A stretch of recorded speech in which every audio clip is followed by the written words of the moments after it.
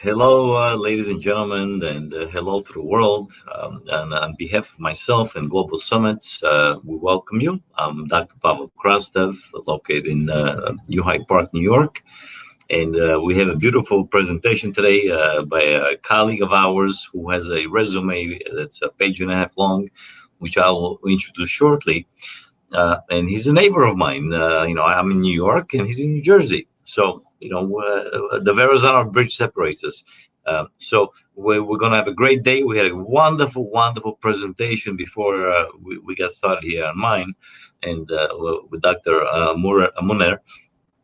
And, so we're going to have a good day. It's been a good day. It's going to be a great day tomorrow. And we've launched some new projects, the Doctor's Comedy Show. And, we're getting great responses. We invite all of you to join us.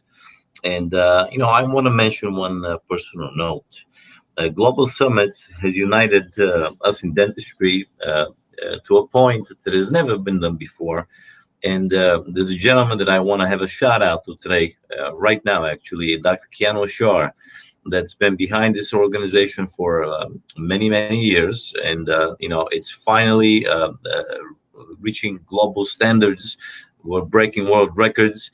And, Dr. Keanu Shah, we love you all. And thank you for having all of us across the globe participate in this wonderful event. And like I always say in every presentation, bringing doctors and peers together on a platform with healthcare, with nurses, with doctors, with their assistants, with the office managers, with medical doctors, we want to unite the globe across the entire world based on one thing: peer-to-peer collaboration, sharing our knowledge, and doing it with love and passion.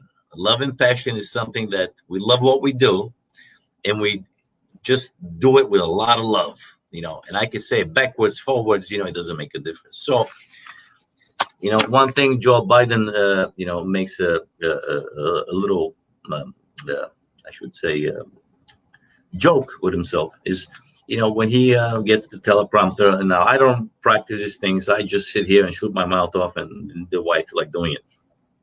But Joe, Sleepy Joe, as I call him, when he forgets what he's talking about, he goes about talking about the thing. So the thing is this. My thing is, last night, I had a rough night.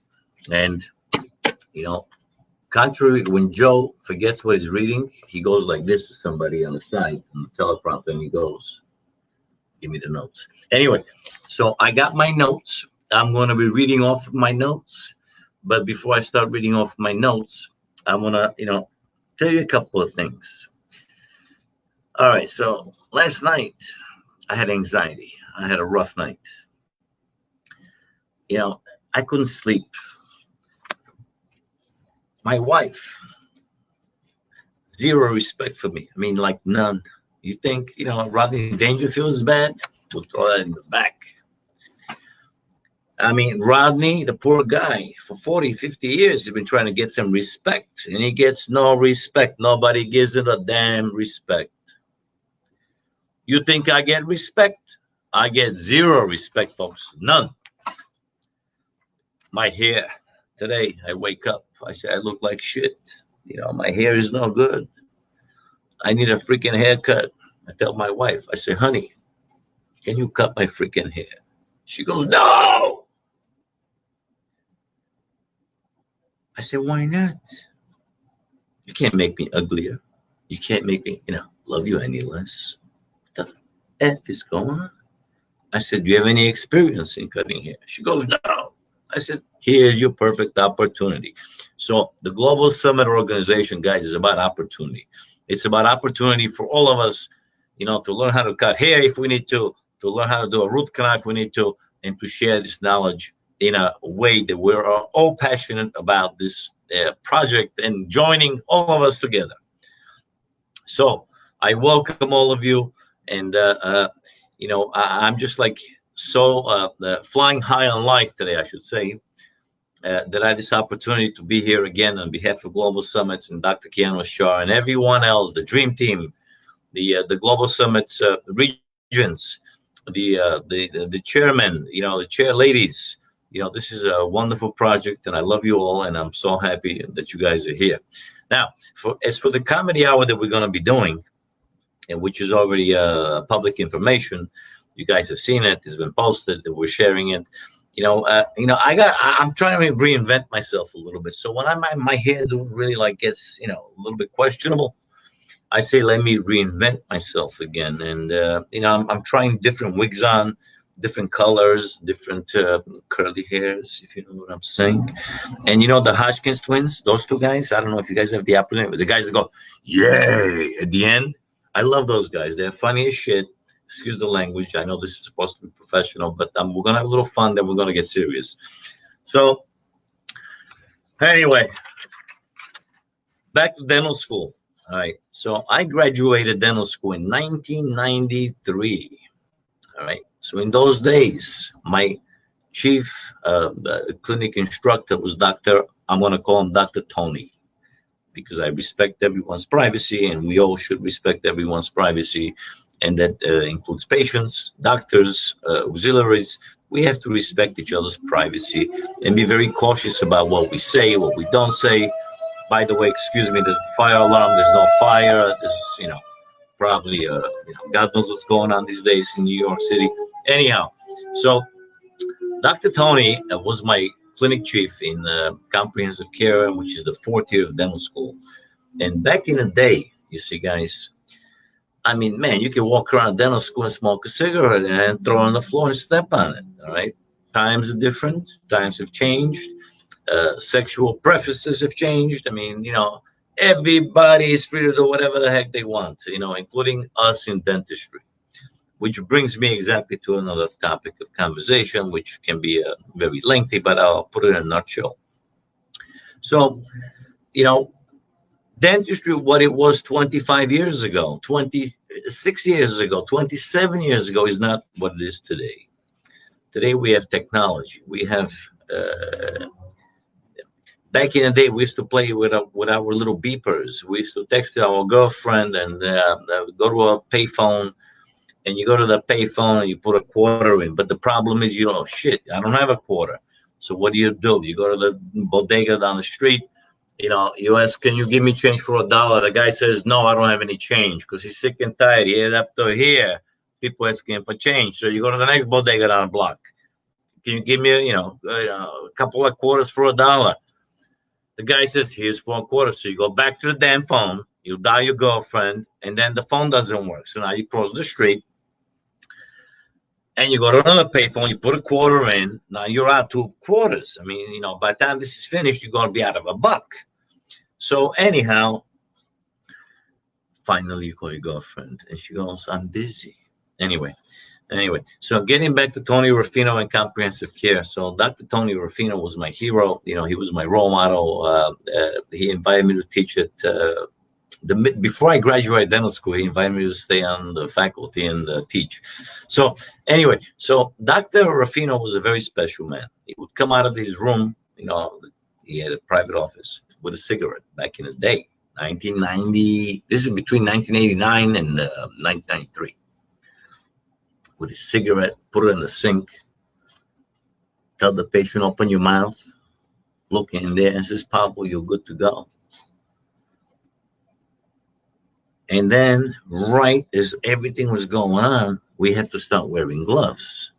Now, that was another trauma that we all experienced back in the day. Some of you younger guys, all right, let's talk about back in the day. Back in the day, we used to do gold foils, gold inlays. Now, luckily, I never did a gold foil. But I was very good at gold inlays. So for you guys who did, the gold foils, you guys are perhaps just a little bit younger. All right. So we got a great show. Let's talk about this. So one day, Tony Ruffino comes to me. He says, Pablo, we got a problem. I said, what's the problem, Tony? He says, your next door colleague lost a temporary. I says, temporary what? So he says, a temporary bridge. Why? He says, let me talk to her. So I talked to her. I says, "Hey, Mrs. L, what's going on?" She goes, "I can't find my temporary. I've been working on it for 3 hours." So now Tony Ruffino, well, I said his last name, but God rest his soul, he was a blessed man. Anyhow, I have a lot of funny guys I'll bring up in the later shows. But Tony Ruffino, 2 minutes later, gets on his PA speaker. Back in those days, we didn't have this technology, so we had speakers. And Tony Ruffino says, "Hello, Clinic 2B. This is Dr. Tony Ruffino. We have a problem, an emergency situation. One of our colleagues has lost a temporary." So everybody starts looking on the floor for the damn temporary. 2 minutes not having gone by, and Tony gets on the mic and says, "Pavel, I found a piece of acrylic on the floor. Can that be the temporary?" Okay, so anyhow, without further ado, guys, let's forget about the jokes and the bullshit. Once again, welcome on behalf of Global Summits and myself. We've had a fantastic presentation right before ours, starting now, and you guys brought so many great points. Technology is exploding. Dentistry is exploding in the sense that we still do basic dentistry, but we do it in a different way. I certainly can't keep up with all the innovation, and the webinar, the partner, I should say, right before ours, touched on some such important points that are forming our future. So we invite all of you across the world, and we thank all of you across the world for joining us and giving us this opportunity to share everything that we do. And I salute all of you friends, colleagues, and all healthcare professionals. And once again, a huge shout out to Dr. Keanu Shah, who succeeded with his mission. He worked day and night, and brother, we love you all, and God bless you. Now I'm going to introduce our speaker of the day, and then I'll say a couple of jokes maybe for later. All right. Without further ado, I'd like to introduce to you guys Dr. Mouner Amer. Now, Dr. Amer is a neighbor of mine. As you guys know, once in a while when I get lost and my memory fails, I'm in Delaware. But today I'm in New York, New Hyde Park, New York. Pavel Krastev DDS here, and I'd like to introduce to the world Dr. Mouner Amer. And I'll go through his resume, and he's going to talk about some things that I think I should have known 27 years ago. And why do I say this? Well, I say this because when I started in practicing dentistry, no one guided me. There was no one, and I mean no one, to guide me to how to do anything. I started with zero from scratch. I rented an office with 0 patients, and it was essentially a little box. And when I say a little box, I mean a little box. So I kind of developed very slowly through dentistry. I should have grown faster. I should have had better people around me like I do now. And I perhaps would have progressed in a much better and faster way. So today we're going to be talking about some, owning a practice, running a practice. How do you do it? Why this is so important? I have probably once or twice a week colleagues, friends of mine, friends of ours, write to me and say, "Pavel, what should I do? I'm thinking I should do X, Y, and Z. Do you think buying is better, selling is better, renting is better, starting from scratch is better, buying a bill?" I don't have the answers, because the way I did it was very challenging, was very difficult. And certainly, if you can streamline this approach and do everything in a more efficient way, then we invite you to join us and listen to this beautiful presentation today. And without further ado, let me just go through the resume, and then we'll turn over the podium. Okay. Now, by the way, for those of you who don't know, I'm getting a new hairdo, new wigs. I'm trying different colors. I got new glasses, so let's see how I can read with them. All right. Once again, on behalf of myself and Global Summits, Dr. Mouner Amer, welcome. Dr. Mouner Amer is a dentist and entrepreneur from Old Bridge, New Jersey. He is the CEO and co-founder of New Jersey Dental Centers and Nuva Smile, which was featured on Group Dentistry Now. is one of the top emerging dental management groups of 2020. Congratulations. Thank you. Thank you. Through Nuva Smile, Dr. Amer and his team operate several dental practices in greater New York and New Jersey areas. His Nuva Smile team is not only focused on general, cosmetic, and orthodontic and implant dentistry, but also is committed to providing a growth environment that allows younger dental associates to broaden their experience by practicing dentistry in a comfortable and professional conditions. Man, God bless you for that, bro. I love you already. That's our goal. In 2003, Dr. Amer graduated with a DDS degree from New York University College of Dentistry. Once again, I'm also an alumni from NYU, and God bless you. All right. Regards to all the NYU guys. After which he was accepted to complete a 2-year residency program at one of the most prestigious residency programs in the United States, New York State Hospital. Wow. During his residency, he was selected as a chief resident due to his outstanding skills, knowledge, and exceptional patient care. In addition to his residency, Dr. Amer has completed a fellowship, FICOI. That's a fellowship, guys, in the ICOI, a mastership, a diplomat at the International Congress of Oral Implantologists, which I'm sure all of you guys know is the ICOI. He has received multiple awards for his outstanding work and contributions, such as the Arthur Puglisi and America's Top Dentist Award for General, Cosmetic, and Implant Dentistry. Not only has Dr. Amer established himself as a highly skilled dentist, but he is also an active faculty member at the Staten Island University Hospital. Bravo, my friend. For many years, he has been guiding newly graduated dentists on important topics such as general and cosmetic dentistry, dental implants, and business management. By bringing in his dental business experience to the table as CEO and co-founder, Dr. Amer has been able to provide other dentists with the practical tools and knowledge needed for them to successfully open and maintain their own prosperous dental practices. Man, that's amazing. Over the years, Dr. Amer has been offering young dental professionals his services as a consultant, educator, and a mentor. Very admirable. He is very competent in all aspects of acquisition, transition, and business management of new dental practices. So some of you younger guys, before I finish this, should really take all this into consideration when you make big decisions regarding your professional careers. And when you come to your personal careers and personal problems, you come to me.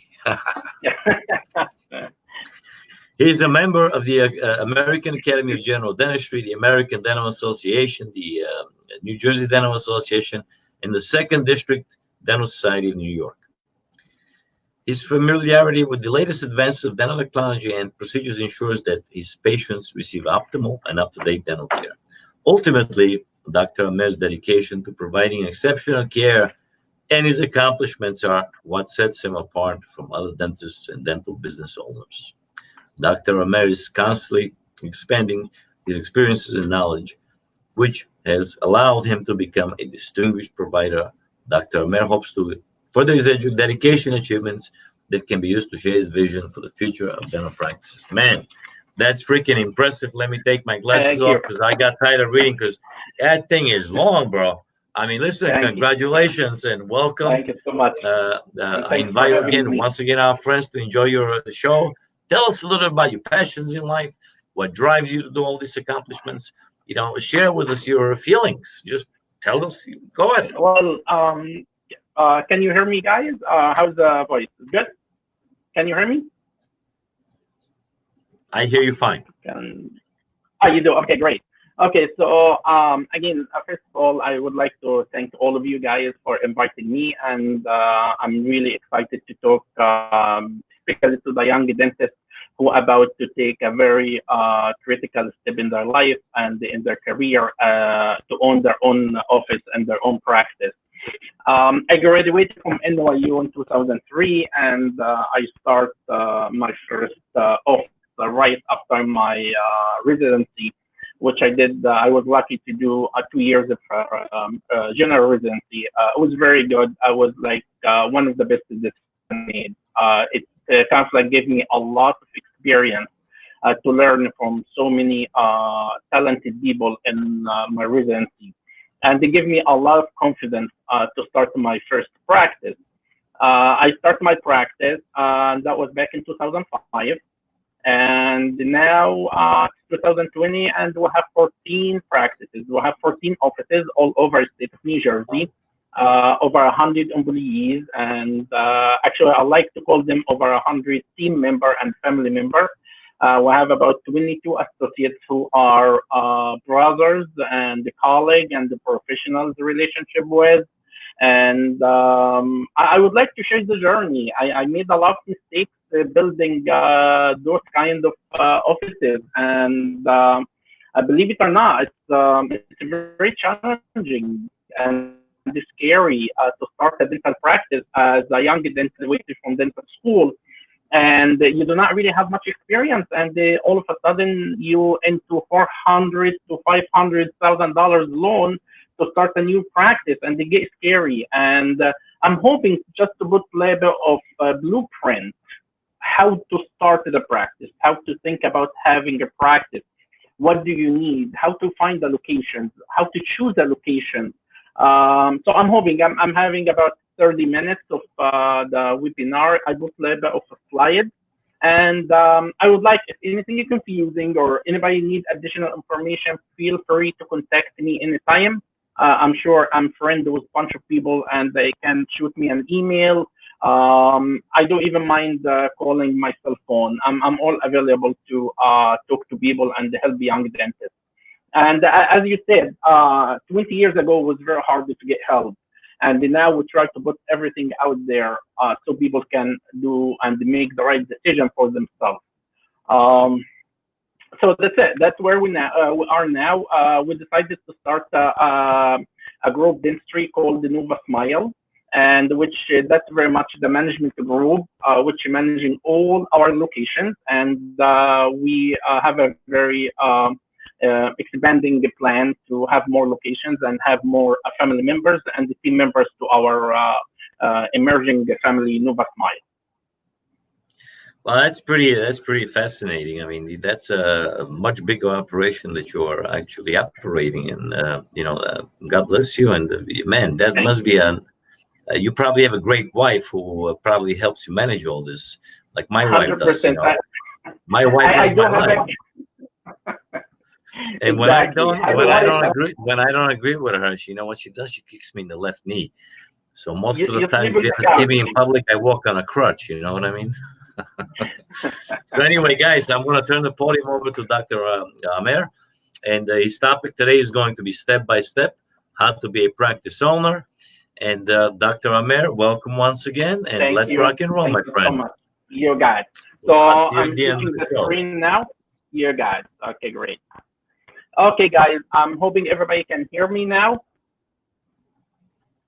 And okay, I'm trying to look into the Facebook. Okay, I think we are good now here.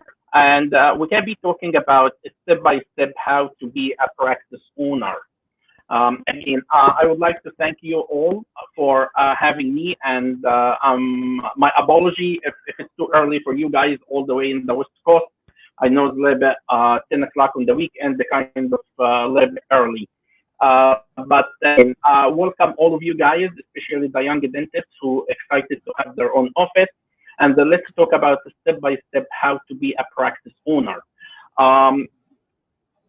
When to start your practice? That's like a very common question. Okay, I'm having a little bit technical. Oh, here you go. I got it. So when to start your own practice? The answer is simple. When you are ready to become a business owner, you have to realize that when you run a practice, you're really running a business. And it is important that you understand and you develop the skills and you have a full awareness of running a business to own one. There is no set time or frame how long it takes to do that.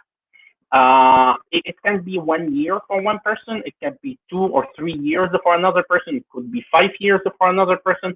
So there's no really a time set time. How long it's going to take for one person to develop their own business skills.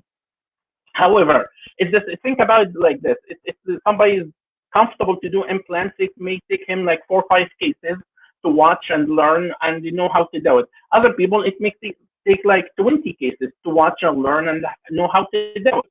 So it could be different from one person to another, and it will take a little bit more time to get comfortable with that. Okay. So one really important point is think about having your practice when you are able to make a decision and to carry the consequences of your decision. The reason I'm saying that is you're going to make decisions every single day when you have your own office. And those decisions may come with mistakes. You may make mistakes. And you want to just make sure you are ready to carry the consequences of those mistakes. Okay. Now, let's move to another aspect or another question. Can I be an office owner? How would I know that? It's really a personality thing. Okay. It's all about your personality. It depends on your personality and your mindset. Some people do not like the management aspect of dentistry, and they definitely do not want to deal with day-to-day problems and come with it. So to be a business owner, you have to be available to make decisions, and you have to be comfortable with the decisions and problems you're going to face on a daily basis as far as hiring, firing, confrontation with the staff, embezzlement, ordering materials, supplies, a problem with the landlord. All of these issues is going to be on a daily basis with you, and you have to be able to deal with that and to face it on a daily basis. If you feel like that's too much for you and it's not you, and you feel like you're not comfortable dealing with all of this, and you just would like to go every day from 9 to 5, do your clinical skills and see your patients, treat your patients, and you do not have to worry or bothered by somebody calling out or somebody calling sick or broken chair or broken pipes or all of that stuff. And you would like to be an associate, sure. So maybe it's better for you to be an associate. So you just want to make sure you understand what you're getting yourself into. Okay. I'm going to share a quick story. A friend sent it to me, which basically she said, hello, Dr. Amer. My name is so-and-so, and I am actually a dentist who is following your post in Dental Clinical Pearl. It's a group in Facebook, and I have an office located at the address. I was wondering if you're interested of buying my office, and I stay as associate working in the same office. To make the long story short, she bought the office because she thought it was a good financial opportunity to buy the office. But matter of the fact is she wasn't really ready to run the business. And one of the biggest problems she had in the first 2 years, her overhead was running at 80%. What that means is she was going home with more money as associate than as a business owner. And she cannot just deal with all the issues comes with owning the business. So she decided eventually to sell the office, which she did, and she is working as associate, and she's happy she's doing it that way. So that's why when I say it comes into personality, you really have to decide what you're comfortable with, what your comfort zone is, and based on that, just decide if you want to own a practice or if you want to be a happy associate. It goes both ways. You can be happy as a practice owner. You can be also happy as associate. Okay, how to choose where to start your practice. Let's say you got this, you got the personality, you decided, you developed the skills, you developed a full awareness of running a business. How to choose where to start your practice. It's really critical to understand. It really has to do with where you live and where do you want to continue your life or buy a house, or your kids. Where does your kids want to go to school? Which school system do you want to pick up for your kids? Because you don't want to open a practice and all of a sudden you have to relocate your house because the school system is different and your kid's about to go to school now, and you end up commuting for like an hour, hour and a half. I see a lot I see a lot of dentists who spend 2 to 4 hours commuting every single day to go to for the practice. They decided to relocate to another place, which have a different kind of school. The reason is, but you end up with commuting that much three times. I mean, look, when you're young and you're full of work stamina and you're ready to go and you don't mind driving that long, you're okay with that. But man, I mean, a few years later or a couple of years later, you're going to be exhausted. It's spending like 8 hours or 10 hours doing dentistry and dealing with the stress of the management have to make it home. It gets exhausting. I personally rather saving those 2 to 3 hours to be with the family, to go to the gym, or do something personal. So deciding where you want to live and where you want your office, it's really important to be within a reasonable commute distance. Now, let's talk about insurances. What kinds of, where do you see yourself? I mean, if we have to classify or put the dentistry in category, it will come as follows. Fee for services offices, which is everybody's dream, PPO offices, HMO, capitations, DMO. Now, if you have the personality to work only with fee for service office, it doesn't make sense to open your office in a population or an area whereas most of the residents are having either HMO or capitation. You can have a problem building the office as fee for service office. So is not everybody comfortable working with HMO insurances? So if you're not, maybe it's not a good idea to open an office where the HMO or capitation population is more than the fee for service people there. The other thing also, I mean, if you are a pediatric dentist, of course, it doesn't make sense to open in an area where there is more of what you call it, adult communities or senior communities. So you kind of like want to choose an area, a kind of like growing area with a family-oriented area, young couples moving to the area, and all of that stuff. And all this is statistics. It's available online. I mean, if you search about any locations, any town, you get tons of information online regarding the town as far as how many new people move to the town every month, what the age of the people who moved to the town, and what the majority of the people who live in the town is. And you will make a decision if this area is good for you as pediatric dentist, or maybe it's not, and you do your statistics based on that. So that's as far as it's choosing actually the locations or the town or the area where you want to practice. Now, another aspect, and the reason I'm mentioning that point coming up is your personal future plans. The reason for that is I had a friend a young dentist who bought his office, and about 14 months, 15 months later, he started to sell his office again. So who bought the office, and 15 months later, he decided to sell it because his wife had a little bit of a different plans, and they have to relocate to a different location, and he has to sell his practice after 15 months and relocate with his wife.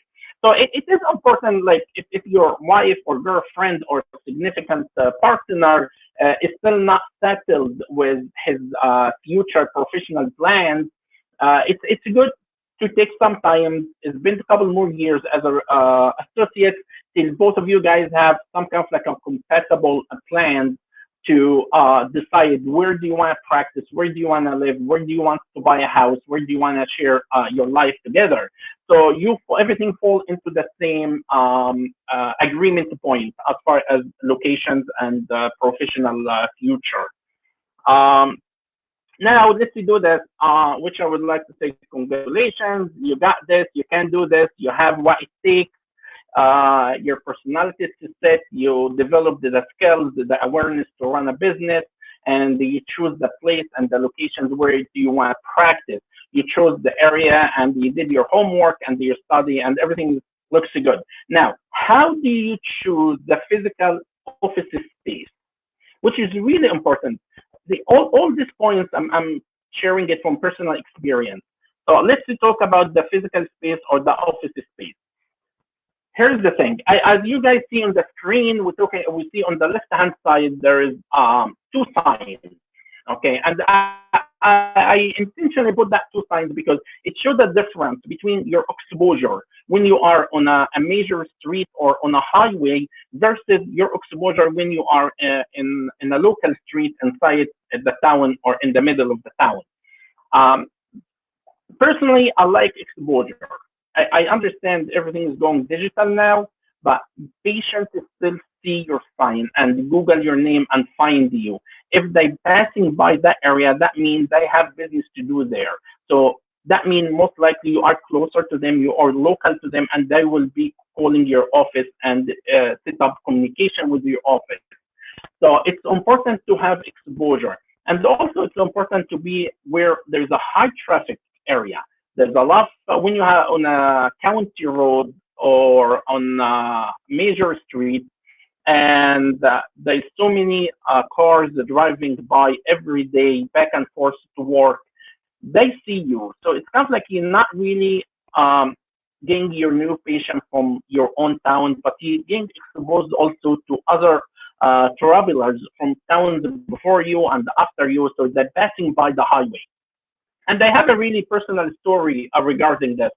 When I started my office was located on a major highway. It was a really nice location, very accessible. I used to market my office by saying highway accessibility.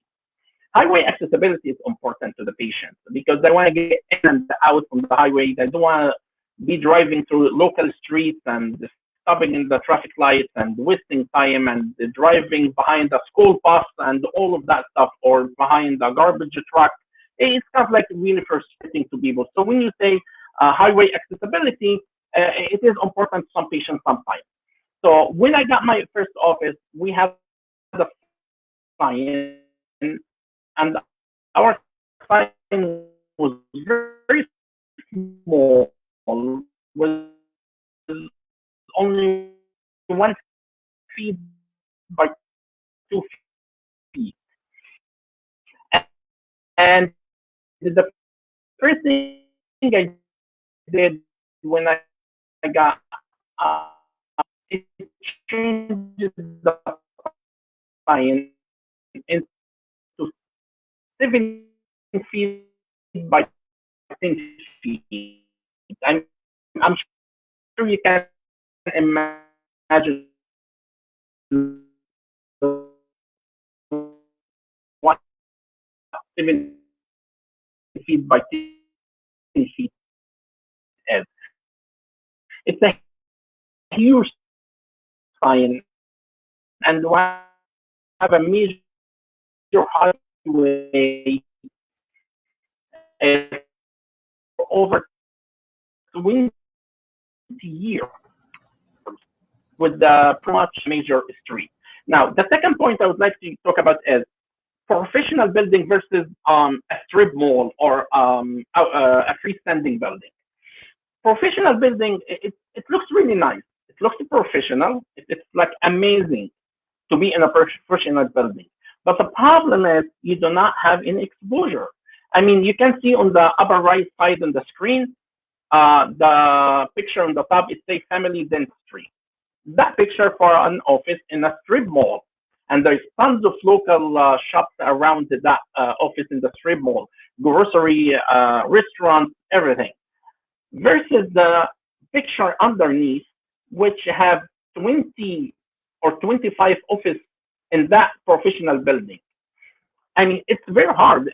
If you're signed there, it's very hard to be noticed. It's very hard to be seen. And unless if you are a specialist. If you are a specialist like oral surgeon, endodontist, orthodontist, even pediatric dentist, you don't have to worry about that because you're going to get most of your patients by referring from the general dentist. So if the general dentist can refer to you and the patients can come to you, you don't have to worry about exposure much. But if you are a general dentist, I think exposure is very important.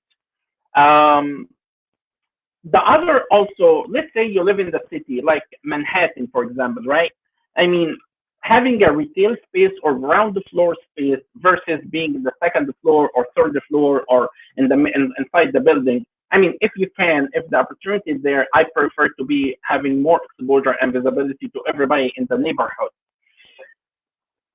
If you are in a professional building and you are a general dentist, or you are inside one of those high riser buildings, again, the issue is you have to spend a lot of money with marketing to let people know you are there. Okay?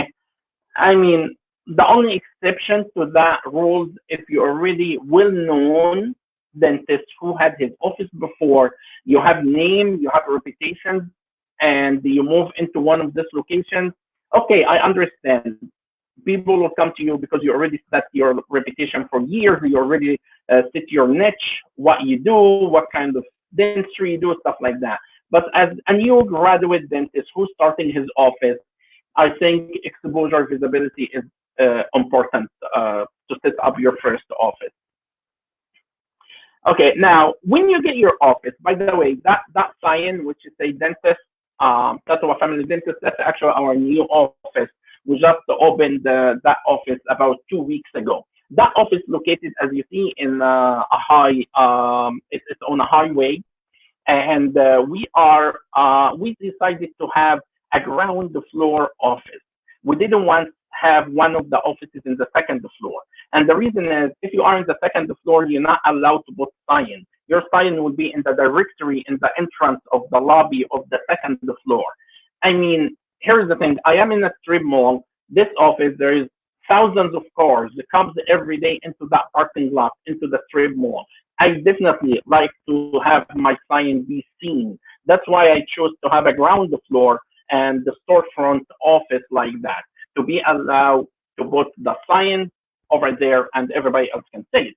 So when you design your sign, it's important to have your sign with a good design, with a good exposure, with a good size.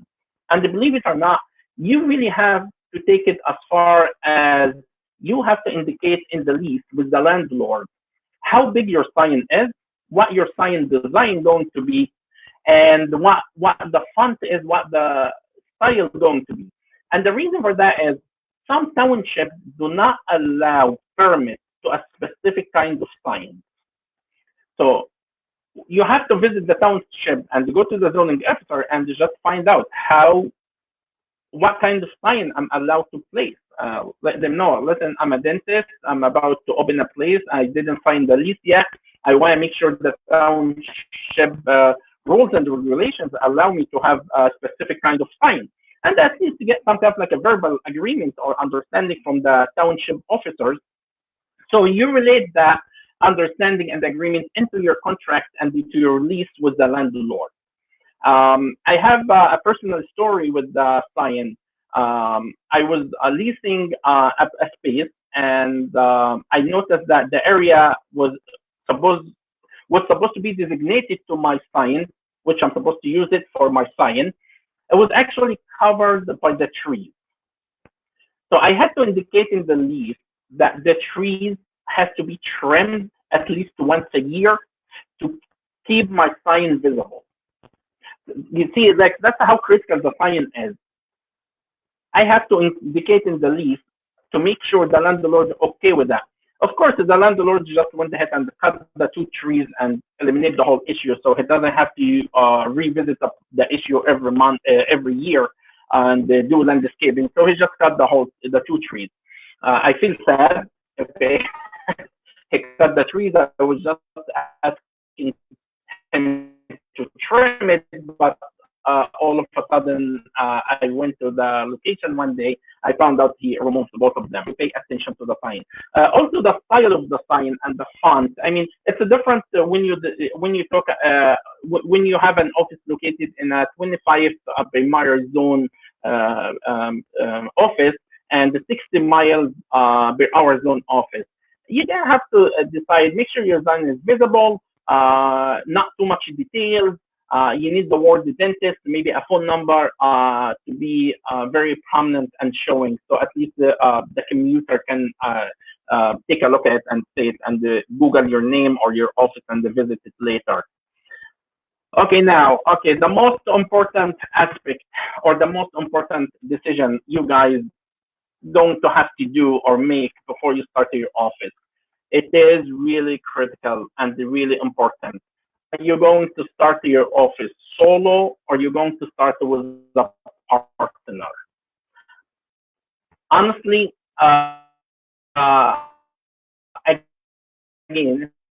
it's gonna have to go back to your personality. Are you a kind of person who willing to compromise? Are you a kind of person who willing to let go of your opinion and you're going to be under or not? There's some people not cut to be partners. That's okay. There's so many partnership with the best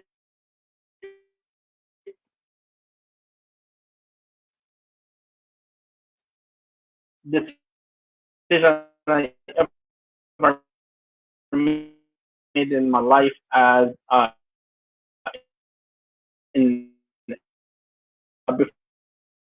before I started my first office. And first of all, you're going to have a second set of eyes. I mean, that's really huge. Like you have somebody who you have a problem with a canal. As I mean, you have communication, some kind of person who speaks the same language and a very sense. You're going to have some kind of like hiring a person or firing a person or whatever you talk to you and make a decision together. And in a different way, it's like you're having someone to think out loud with. Just to think about it that way. You be a person who you trust. But it's more important, it should be a person who you respect between you and your partner to make this work. Okay. I mean, you can have colleagues, school friends, and there's so many sources. You can meet someone and make sure you guys know each other. It's been enough time to know your partner. That's very important. It's been enough time to know your partner before you guys get into partnership. So and that's really I think honestly I think partnership is like the most important aspect of the whole opening your office um, um, situation. If you can have a partner, that will be amazing idea. If you guys get along, if you guys understand, it will give you a much chance to grow, and it will make you feel you not carry all the risk alone. There's somebody else who's there who care as much as you on the business. I'm not saying, I mean, there's partnerships who go sour. Yes, understand, and get conflict and get nasty. That's why I say spend enough time to know your partner first. Okay. Now let's talk about the next point, which is new office versus existing office. I know there's a lot of conflict about this, and there's a lot of people who may agree or disagree with decision. Should I build my office or should I buy an existing office? Here, here is the thing. When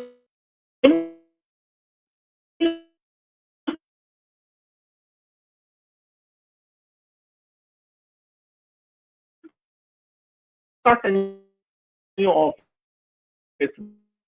which we will call it the Nova or starting from scratch, you will get a chance to build the design and the modern workflow on office space with a bathroom and shower if you want to, or go in the morning to the gym, go shower, change, and start their day at work in the office.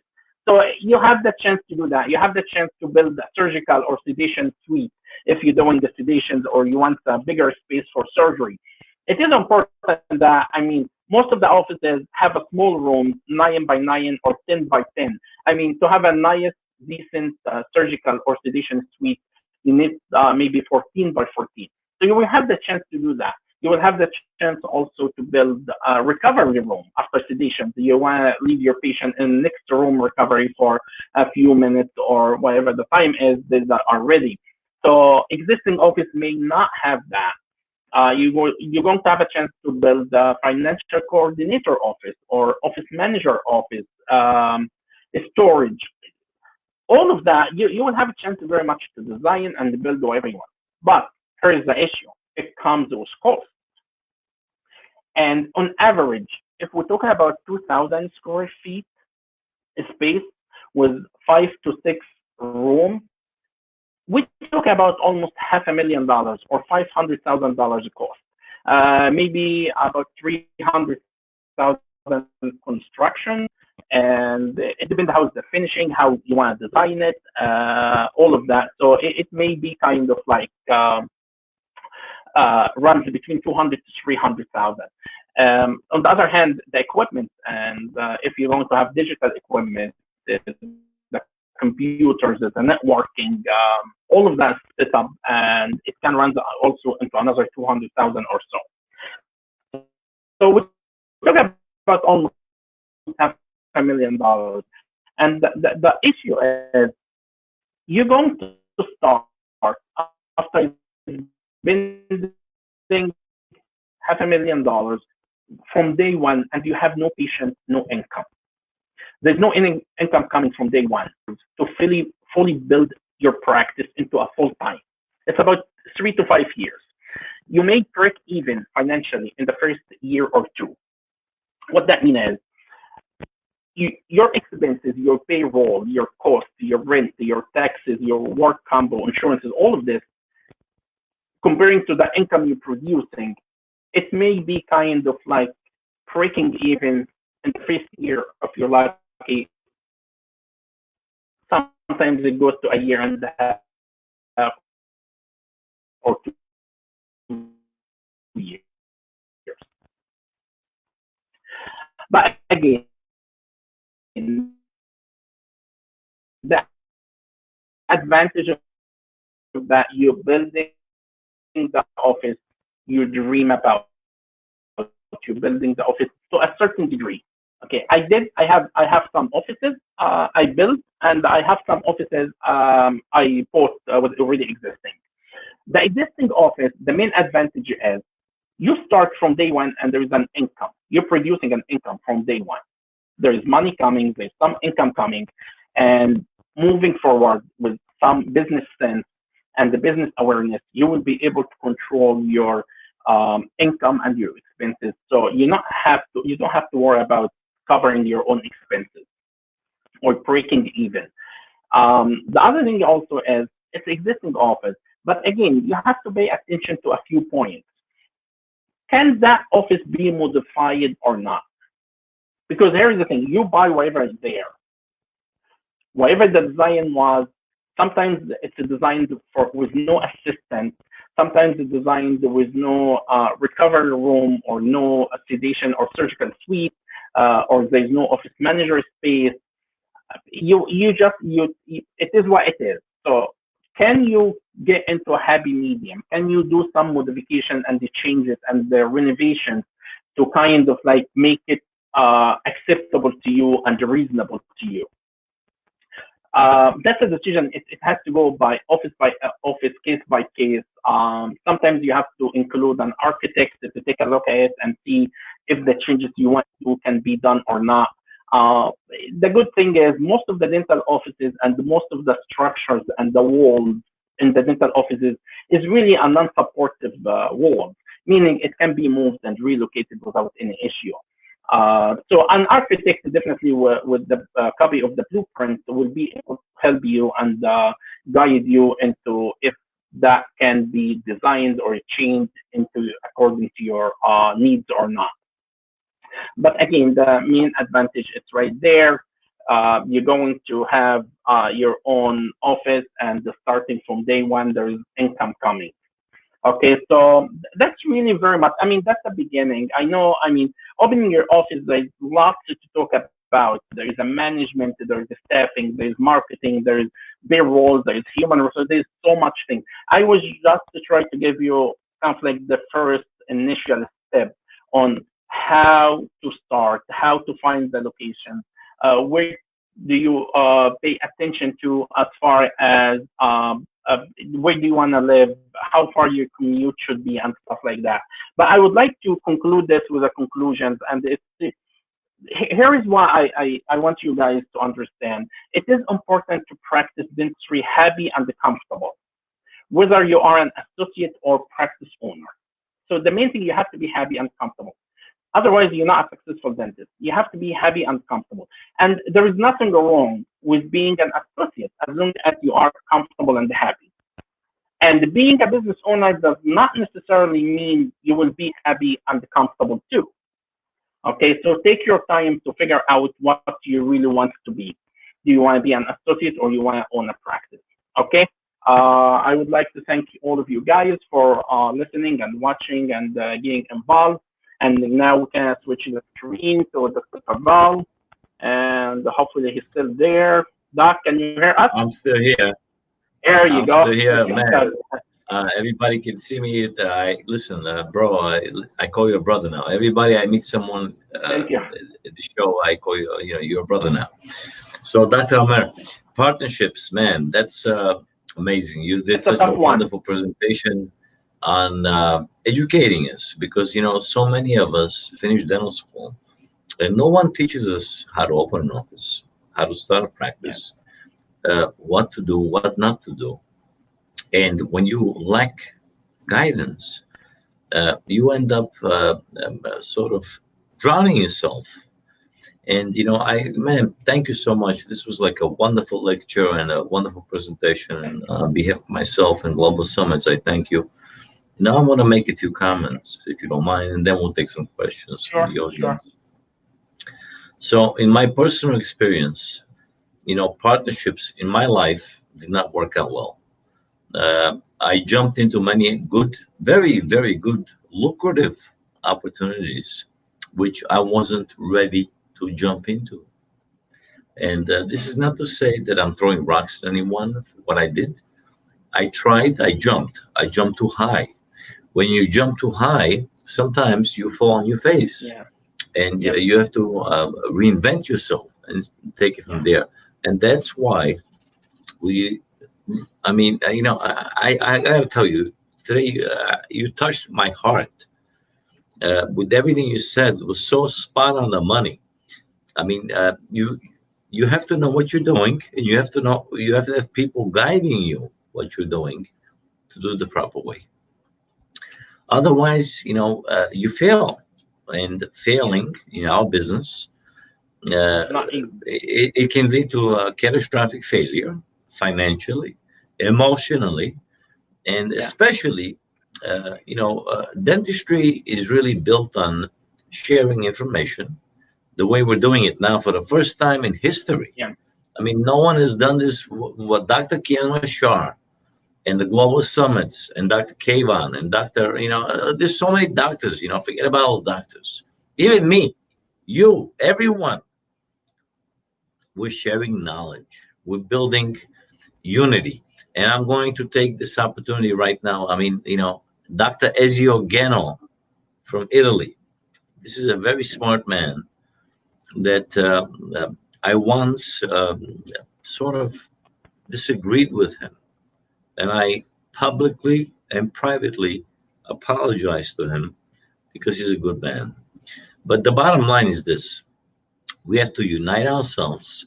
And Dr. Kiana Shah and the Global Summit organization did exactly this. They united us as colleagues, not only in dentistry, but in medicine, in healthcare. And man, and when I say we, I mean all of us can Everybody, rock yeah. the globe together, everyone together. Because if Pavel Krastev or you have a problem, no one listens, no one cares. Hmm. But as Dr. Eziogeno said, a water drop in the ocean is nothing. Hmm. But when you have 1,000 water drops, 1,000,000 Make a difference. water drops, man, we become a goddamn ocean, bro. And Yeah. then people start listening. So what I vouch to do in front of the world now and today is I want us to rock and roll, have fun, share knowledge. Facebook can put me in Facebook jail all they want, but I'm going to Yeah. continue sharing knowledge. I'm going to continue doing what I'm doing because I love all of you out there, all the audience, everyone. Me alone, I'm nobody, I'm nothing. But together, we are a goddamn army, an army that you cannot challenge. And united we stand, ultima stamentus. I don't know if I said it right, but speaking of that, before I close the presentation, I want to say a few other things. So, in my experience, and believe it, guys or not, some people write me beautiful stories and beautiful commentaries, and Pavel, you this big kahuna, you're a godfather of this. God, I had a guy, who disappeared on Facebook, compliment me, then he disappeared, he vanished.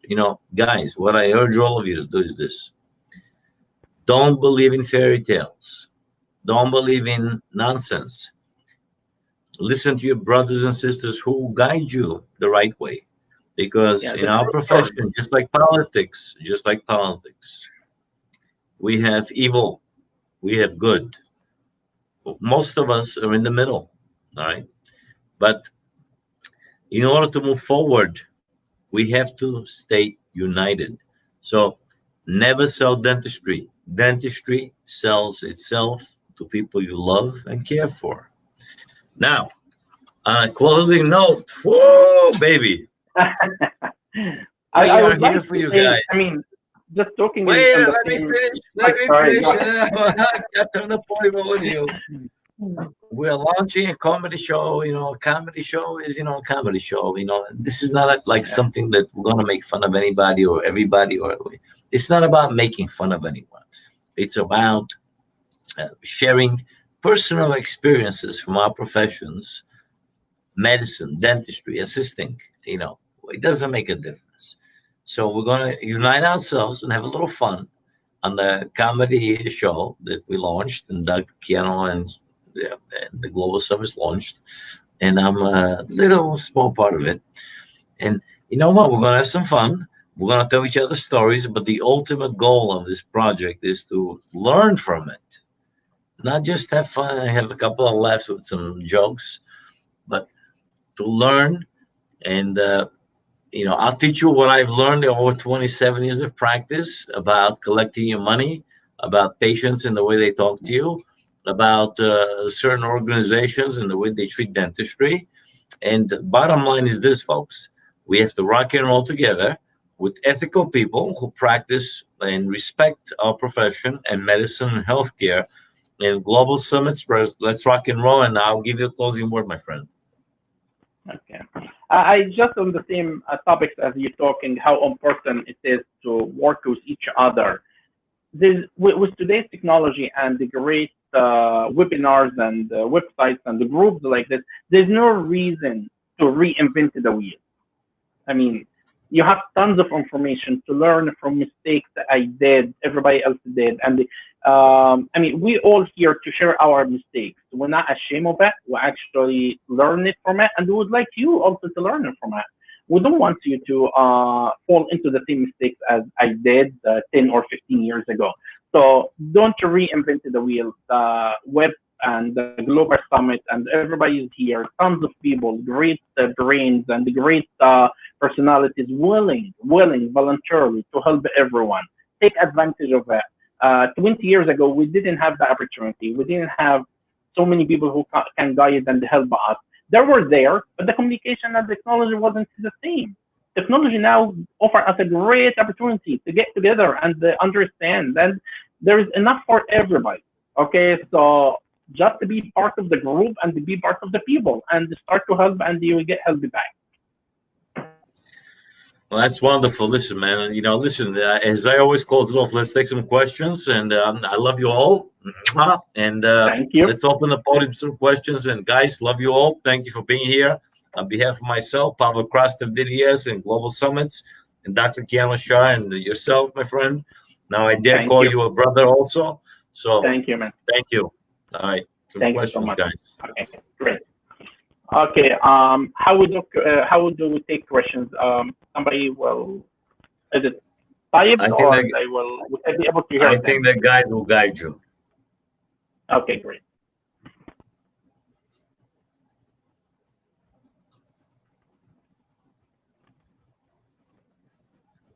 I guess if there's no questions, we'll close it off. Okay, We'll say sounds good. goodbye to everyone, and thank you so much for joining Thank you, us. All right, everyone, guys. again. Thank you so much. We, Thanks for coming. we love you, and thank you for the Bye-bye. presentation. Thank Huh? you. Thank Love you you. all. Thank you. Take Bye. care. Bye.